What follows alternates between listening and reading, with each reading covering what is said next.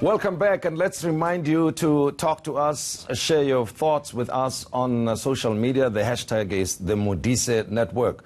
South Africa is reportedly running the biggest HIV/AIDS program in the world, and this has been hailed as largely successful. The burden of costs and care have been mitigated by the partnerships that the government has with other governments and NGOs. To tell us more about the different programs and the latest research is Dr. Julia Turner. In recent years, we don't talk about HIV and AIDS on a regular basis unless there's some groundbreaking news around it, to the extent that it's becoming a sort of yearly affair. I'm talking to you now because 1st of December is going to be World AIDS Day. But we've come a long way, haven't we? We've come such a long way. And I think that's maybe why we don't talk about it as much as before, because before, HIV was a death sentence. You know, we didn't have treatment, people were dying. It was one of the worst things to happen in the world. But now we've got brilliant treatment. Medically, there's no problem with having HIV anymore. You can live until you would have anyway. People with HIV have normal life expectancy. Sometimes they live longer than others because they are going to the clinic anyway and getting checked for their blood pressure or sugar or anything else. So medically, patients do fantastically well. We still, however, have a bit of a way to go, and so we don't want HIV to fall off the agenda completely. We do need to finish off the work that we've started and continue to. But you know, I mean, the numbers were very scary in the past when we were talking about it, and South Africa is said to be probably the worst affected country. But I wonder if you were to give us numbers, what is the rate, infection rates in South Africa, and how many patients are on the treatment programs at this time? So, I mean, worldwide we're looking at about 37.9 million people with HIV, and in South Africa we have 7.7 million. So we have the largest HIV population in South Africa, and we have the largest ARV rollout program in the world. In some districts, provinces such as KZN, it's the highest prevalence in the world, especially in the age group 15 to 49, particularly females. They have the highest prevalence of HIV. So we do have the highest prevalence here in South Africa. In KZN, in certain regions, in the age group and in females from 15 to 49 years, it can be up to 60% in certain regions in KZN. Yeah. So that's how high we're talking. And you know, you're tracking the rates and the trends and the epidemiology of it up to district or regional level, like you're indicating, right? And I don't know if your organization, Right to Care, is involved in any interventions. I mean, if you make a discovery that a particular area has got such rates of infections, do you go in there? Do you share this information with other relevant authorities or parties? Yes, so Right to Care is just one of the NGOs which is funded by PEPFAR through either USAID or CDC, and what they do is they look at the high prevalence areas in South Africa and then target those regions. So KZN has a number of NGOs working on those high prevalence areas, targeting specifically that age group and females. We also are trying to target men as well, because they often get lost and missed, and they don't come to clinic as regularly as females do. Right to Care in particular works in Ehlanzeni district in Mpumalanga and in Thabo Mafutsanyana district in Free State. So those are the two areas that we focus on, which are also relatively high prevalence areas. And as you said at the beginning of this conversation interview, that you know, it's not the same anymore. It's not a death sentence to be informed that you are HIV positive, because there are interventions that are there in place, right? Clinical medication and whatever management that's been provided. But tell me, what do you attribute the success or the achievement to bring the spread of HIV/AIDS under control? So there's many factors, and we're trying to get the epidemic under control by a multifactorial approach. And the main one being you may have heard of the 90-90-90 targets, which means we'd like to get 90% of the population who have HIV to know their status. Then 90% of them need to be on ARVs, and 90% of them need to have a suppressed viral load. That means when we take your blood, you can't find HIV in your blood because your treatment is working so well. And if we do that, you don't transmit HIV.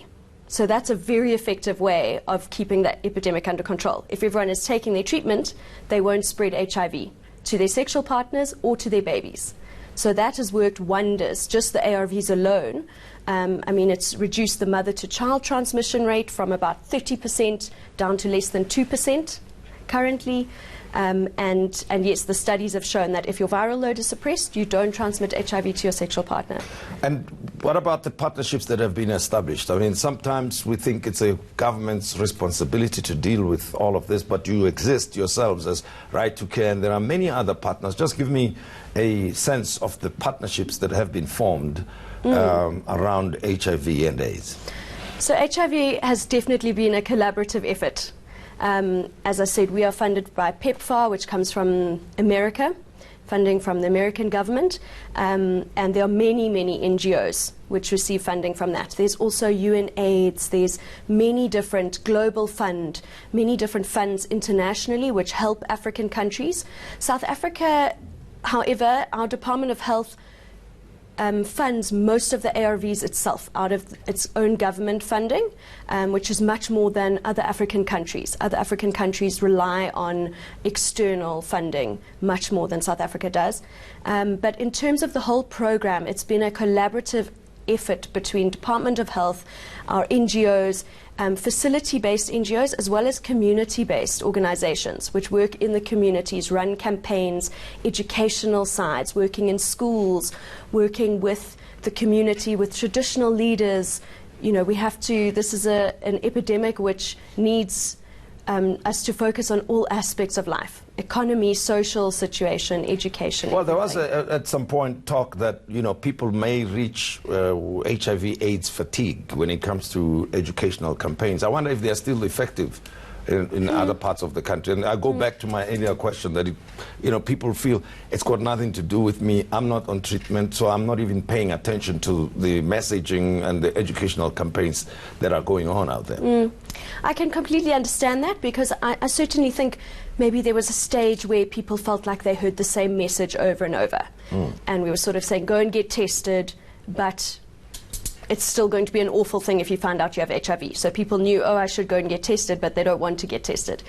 But now I think because of how far we've come in the treatment and with the research, there's so many exciting things to tell about that when I've been doing educational campaigns, when I've been training, I train a lot of doctors, nurses, pharmacists, but provincial government managers, program managers, as well as I've trained people on the mines, just general people. There's so much new information to tell them that they actually find it really exciting.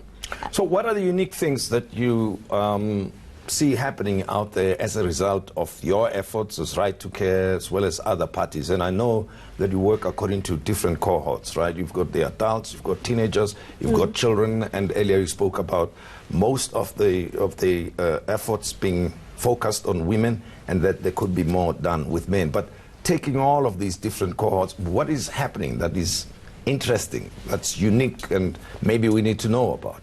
Sure, there's so many things. I don't even know where to start.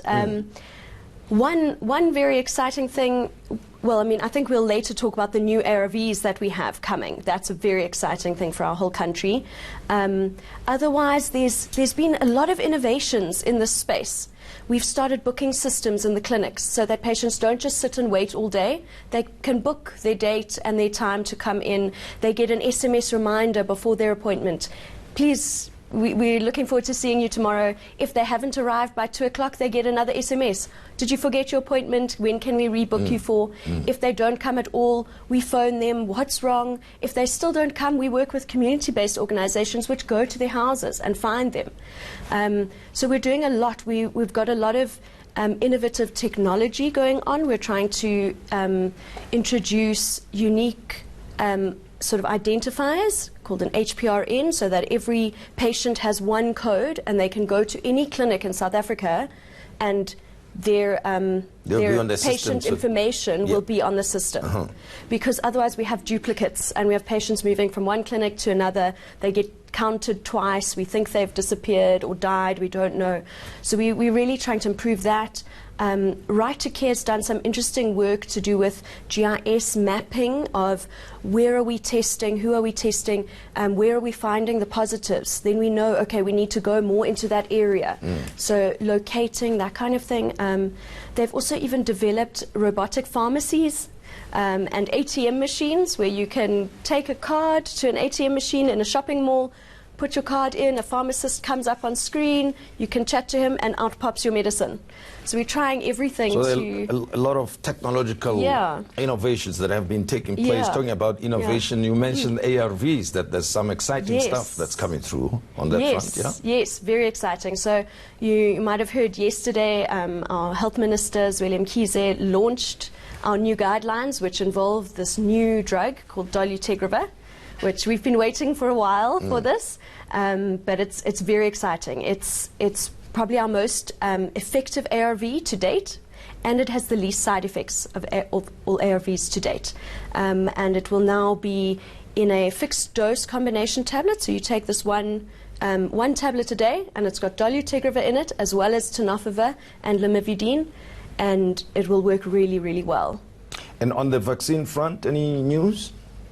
So they are working... Still a lot of research going on. Yes, there's a lot of research going on with vaccines. There's a big vaccine trial which I think is just getting going now.